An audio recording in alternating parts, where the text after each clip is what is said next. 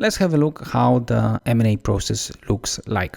M&A process consists of 5 main stages. During the first stage, strategy definition, you have to decide what you want to do, what you want to achieve, and obviously how. So you have to especially define what businesses units you want to have within your company, in what countries, where you want to grow organically, and where you want to do it through M&As. Obviously, later on you can change your decision when it comes to how you do the strategy implementation. However, there should be some starting point that enables you to concentrate on certain business units and countries. It also helps if, as a part of the strategy definition, you also define core assets and competencies, which you can later on use to decide which companies you will buy or which you will not buy. The second stage is target selection. Here, you try to decide what kind of companies you will consider for M&A. So first, you define criteria that will help you select optimal targets. Then you obviously have to pick the method of selecting. Will you do it through rankings, or maybe you will just compare the organic growth versus the M&A? As you might remember, this will to a large extent depend on what is the strategic direction you are following, obviously if you are a strategic investor.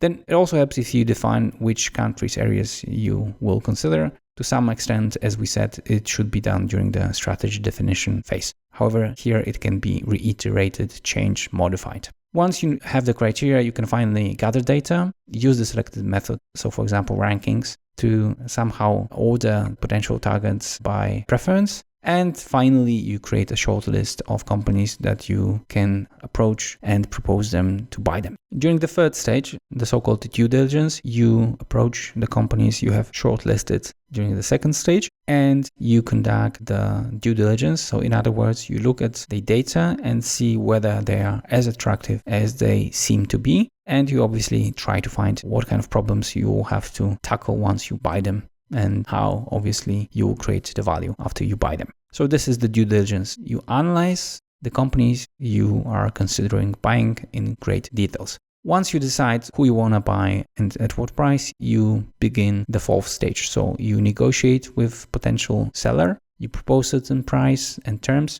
Once you agree on that, you can move on and arrange financing and obviously close the deal and take over the firm. However, the M&A doesn't finish here, so buying the company is roughly 1/3 of all the things you have to do. And actually, the most difficult part is value creation. In this stage, you try to create the value that you saw in the company when you were buying it. And this requires from you, first of all, to decide how you want to do it. So define what kind of projects you have to do in order to create the value. So it might be scaling, it might be getting rid of some of the people, it might be entering some markets or closing down other markets. So you basically have to define how you will increase the value of the company that you have just bought. Second thing you have to do is to decide how you will supervise the value creation. So not only you have to know how you want to do it, but also how you want to supervise and make sure that this actually happens. And finally, you have the implementation phase, which is the longest one, and in many cases takes years. So to sum up, you have to first define the strategy of the company, then select targets, do diligence for selected firms, negotiate and carry out the transaction, and finally make sure that you create the value. Now let's have a look what management consulting firms can do on each and every stage for the customer, so the strategic investor or private equity funds.